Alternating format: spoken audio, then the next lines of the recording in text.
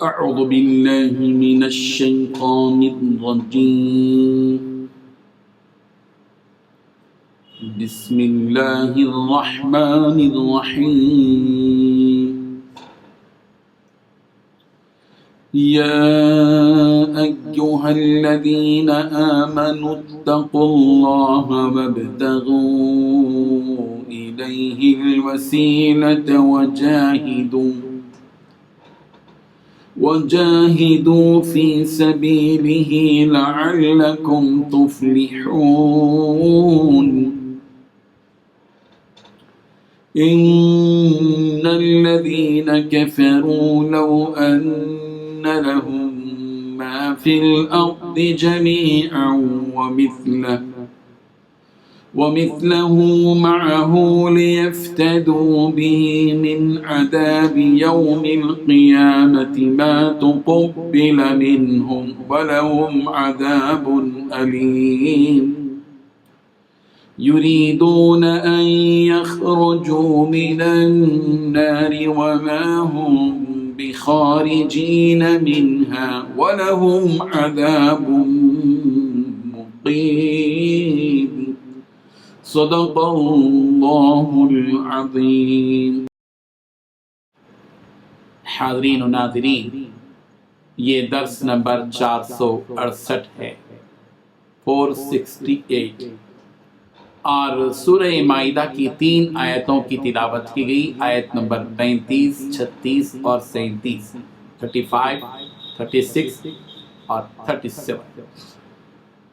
لفظی ترجمہ دیکھیے، یا ایوہا الذین آمنوا، اے وہ لوگو جو ایمان لائے، اتقوا اللہ، اللہ سے ڈرو، وابتغوا، اور تلاش کرو، الیہ، اس کی طرف، الوسیلۃ، ذریعہ قرب، وجاہدوا، اور جہاد کرو، فی سبیلہ، اس کی راہ میں، لعلکم، تاکہ تم، تفلحون، کامیابی حاصل کرو۔ ان الذین، بے شک وہ لوگ جنہوں نے کفروا، کفر کیا، لو، اگر، انا، ہو، لہم، ان کے لیے، ما، جو کچھ، فی الارض، زمین میں ہے، جمیعاً، سارا کا سارا، ومثلہ، اور اتنا ہی، اور معہ، اس کے ساتھ، لیفتدوا، تاکہ وہ معاوضے میں دے دے، بھی، اس کو، من عذاب، بیوم القیامہ، روز قیامت کے عذاب سے، ما تقبلا، تو قبول نہیں کیا جائے گا، منہم، ان سے، ولہم، اور ان کے لیے، عذاب علیم، دردناک عذاب ہے۔ یریدون، وہ ارادہ کریں گے کہ ان یخرجوا، کہ نکل جائیں، من النار، آگ سے، وما ہم بخارجین، اور وہ نکلنے والے نہیں ہیں، منہا، اس سے، ولہم، اور ان کے لیے، عذاب مقیم، ہمیشہ رہنے والا عذاب ہے۔ ترجمہ ان 3 آیتوں کا یوں ہے، اے ایمان والو، اللہ سے ڈرتے رہو، اور اس کا قرب تلاش کرتے رہو، اور اس کے راستے میں جہاد کرو، تاکہ کامیاب ہو جاؤ۔ جو لوگ کافر ہیں، اگر ان کے پاس روئے زمین کا سب مال و متاع ہو، اور اسی کے ساتھ اسی کے قدر اور بھی ہو، تاکہ قیامت کے روز عذاب سے آزادی حاصل کرنے کا بدلہ دیں، تو ان سے قبول نہیں کیا جائے گا، اور ان کو دردناک عذاب ہوگا۔ وہ ہر چند چاہیں گے کہ آگ سے نکل جائیں، مگر اس سے نہیں نکل سکیں گے، اور ان کے لیے ہمیشہ کا عذاب۔ بزرگان محترم، ان 3 آیتوں میں، سورہ مائدہ کی ان 3 آیتوں میں اللہ تعالیٰ نے 3 باتیں بتائی ہیں۔ پہلی بات، اے ایمان والو، اللہ سے ڈرو، اور اس تک پہنچنے کے لیے وسیلہ تلاش کرو، اور اس کے لیے راستے میں جہاد کرو، اور امید ہے کہ تمہیں فلاح حاصل ہوگی۔ دوسری بات، یقین رکھو کہ جن لوگوں نے کفر اپنا لیا ہے، اگر زمین میں جتنی چیزیں ہیں وہ سب ان کے پاس ہوں، اور اتنی اور بھی ہوں، تاکہ وہ قیامت کے دن کے عذاب سے بچنے کے لیے وہ سب فدیے میں پیش کر دیں، تب بھی ان کی یہ پیشکش قبول نہیں کی جائے گی، اور ان کو دردناک عذاب ہوگا۔ اور تیسری بات یہ بتائی گئی، وہ چاہیں گے کہ آگ سے نکل جائیں، حالانکہ وہ اس سے نکلنے والے نہیں ہیں، اور ان کو ایسا عذاب ہوگا جو قائم رہنے والا ہوگا۔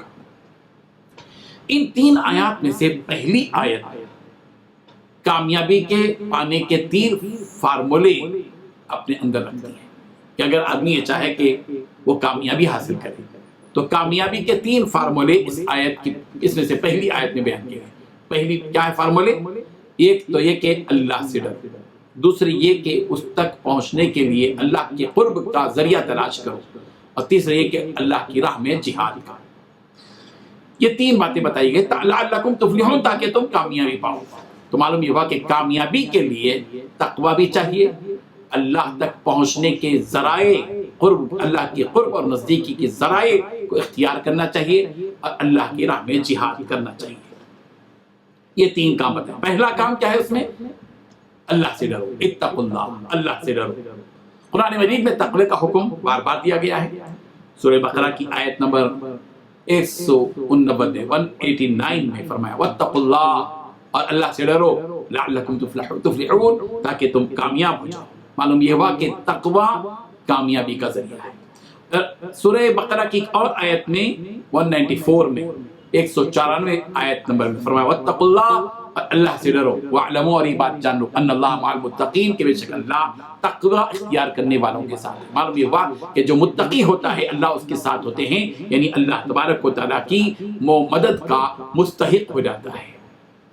اور سورہ بقرہ کی آیت نمبر 197 میں تقوی کو بہترین توشہ قرار دیا گیا، وتزودوا فإن خیر الزاد التقوی، تم توشہ اختیار کرو۔ حج کے احکام بیان کرتے ہوئے کہا جا رہا ہے کہ سفر کا توشہ لے لیا کرو، لیکن فإن خیر الزاد التقوی، لیکن سب سے بہترین جو توشہ ہے وہ تقوی کا توشہ ہے، پرہیزگاری کا توشہ ہے۔ اور جو دوسری بات بتائی گئی کہ وابتغوا الیہ الوسیلہ، اللہ تعالیٰ کی طرف وسیلہ تلاش کرو، یعنی اللہ کی نزدیک کی تلاش کرو۔ اپنی زندگی کے اندر اس بات کی کوشش کرتے رہو کہ ہم اللہ کے قریب ہو جائیں، اور اللہ کی قربت اور نزدیکی پانے کے لیے کیا ذریعہ ہو سکتا ہے، ان ذرائع کو اختیار کرو۔ اطاعت کرنا، فرما برداری کرنا، اللہ تعالیٰ کی عبادت کرنا، مختلف چیزیں ہیں جس کے ذریعے سے مخلوق خدا کی خدمت کرنا، جیسا کہ ہے حدیث میں ہے واسجد واقترب، سجدہ کرو، اللہ کا قرب حاصل کرو۔ ظاہر بات ہے کہ یہی ہے وابتغوا الیہ الوسیلہ، اللہ تبارک و تعالیٰ کی طرف پہنچنے کا وسیلہ تلاش کرو، یعنی اللہ کی قرب پانے کا، اللہ کی نزدیک کے پانے کے ذرائع اختیار کرو۔ سجدہ کرو، اللہ کا قرب ملے گا۔ حدیث میں انا عند منکسرۃ القلوب، میں ٹوٹے دلوں کے پاس ہوتا ہوں، جن کا دل ٹوٹ چکا ہو، مجبور ہو، ایسے لوگوں کے پاس جاؤ، ان کے قریب جاؤ، ان کی ضرورت کو پوری کرو، اللہ وہاں ملیں گے۔ تو اللہ کا قرب جو ملتا ہے وہ اللہ کی عبادت میں بھی ملتا ہے، مخلوق خدا کی خدمت میں بھی ملتا ہے۔ اسی لیے کہا جاتا ہے کہ عبادت سے جنت ملتی ہے اور خدمت سے خدا ملتا ہے، یہ بات جو کہی جاتی ہے۔ تو اللہ تعالیٰ کی طرف وسیلہ تلاش کرو، یعنی اللہ تعالیٰ کی نزدیکی تلاش کرو، جس کو قرب خداوندی کہا جاتا ہے، اللہ کا قرب۔ سورہ بنی اسرائیل کی آیت نمبر 57 میں یہ بات کہی گئی کہ اولئک الذین یدعون یبتغون الی ربہم الوسیلہ ایہم اقرب ویرجون رحمتہ ویخافون عذابہ، کہ جن فرشتوں اور جنات کو مشرکین نے اللہ کا درجہ دے رکھا ہے، وہ جنات اور وہ فرشتے خود اللہ تعالیٰ تک پہنچنے کا وسیلہ تلاش کرتے ہیں کہ ان میں سے کون اللہ کے نزدیک قریب ہو جائے، اور وہ اللہ کی رحمت کے امیدوار رہتے ہیں، اس کے عذاب سے ڈرتے ہیں۔ اس سے معلوم ہوا کہ جنات بھی اللہ کا قرب حاصل کرنے کی کوشش کرتے ہیں، اللہ تعالیٰ کی مخلوق، نورانی مخلوق فرشتے بھی اللہ کا قرب اس کی نزدیکی حاصل کرنے کے لیے مختلف قسم کے کام کرتے ہیں۔ تو اللہ کا وسیلہ اور اللہ کا قرب حاصل کرنے کے جو ذرائع ہیں وہ اللہ تعالیٰ کی اطاعت ہے، فرائض، واجبات، سنتیں، نوافل کا اہتمام۔ اور تیسری بات جو کہی گئی کہ وجاہدوا فی سبیلہ، اللہ کے راہ میں جہاد کرو، اللہ کی راہ میں جہاد کرو۔ سورہ توبہ کی آیت نمبر 41 میں فرمایا وجاہدوا باموالکم وانفسکم فی سبیل اللہ، اللہ کی راہ میں اپنے مال اور جان سے جہاد کرو۔ سورہ مائدہ کی آیت نمبر 54 میں صحابہ کرام رضی اللہ عنہم کی تعریف کرتے ہوئے کہا بات کہی گئی کہ یجاہدون فی سبیل اللہ، یہ صحابہ وہ ہیں جو اللہ کی راہ میں جہاد کرتے ہیں۔ سورہ نساء کی آیت نمبر 95 میں 95 میں مجاہدوں کی فضیلت کیوں بیان کی گئی؟ فضل اللہ المجاہدین باموالہم وانفسہم علی القاعدین درجہ، اپنے مانوں اور اپنی جانوں سے جہاد کرنے والوں کو بیٹھے رہنے والوں پر اللہ تعالیٰ نے درجوں میں بہت فضیلت عطا رکھی ہے۔ آیت نمبر 36 میں بات بتائی گئی کہ جب کاف، یہاں جو آیتیں بیان کی گئی ان میں سے ایک آیت میں تو یہ بات بتائی گئی، اور آیت نمبر 36 میں جو اللہ تعالیٰ نے فرما بتائی جب کافروں کو قیامت کے دن عذاب میں ڈال دیا جائے گا، ان کی عرض یہ ہوگی کہ زمین میں جو کچھ ہے وہ سب اور اس کے ساتھ اسی کے بقدر اور بھی، اور یہ سب دے کر عذاب سے رہائی پا لیں اور اپنی جان چھڑا لیں۔ اللہ تعالیٰ فرمائیں گے یہ ہو نہیں سکے گا، یہ ہو نہیں سکے گا۔ دنیا کا مال و متاع، دنیا کی دولت، دنیا کے محلات، دنیا کا سونا چاندی، روپیہ، پیسہ، ہیرے جواہرات، ڈالر، پاؤنڈ، ریال دینار درہم جو کچھ بھی ہے سب کچھ لا کر اللہ کے ہاں پیش کر دیں، جب بھی اللہ کے عذاب سے یہ بچ نہیں سکیں گے اور اپنی جان کو چھڑا نہیں سکیں گے۔ اس لیے کہ وہاں کا جو نظام ہے وہ دنیا کی طرح نہیں، دنیا میں تو رشوت دے دو اور جو ہے چھوٹ جاؤ، پیسہ دے دو چھوٹ جاؤ، تحفے تحائف دے دو چھوٹ جاؤ۔ اللہ کے ہاں یہ معاملہ نہیں چلے گا۔ اللہ کے ہاں کڑی نگرانی ہے، کڑی سیکیورٹی ہے، اور وہاں جو مقرر لوگ ہیں وہ اللہ کے وہ فرشتے ہیں جو کبھی کسی قسم کی خیانت نہیں کرتے۔ اللہ تبارک و تعالیٰ ان حقائق کو سمجھنے کی توفیق عطا فرمائے۔ وآخر دعوانا ان الحمد للہ رب العالمین۔ لا الہ الا اللہ۔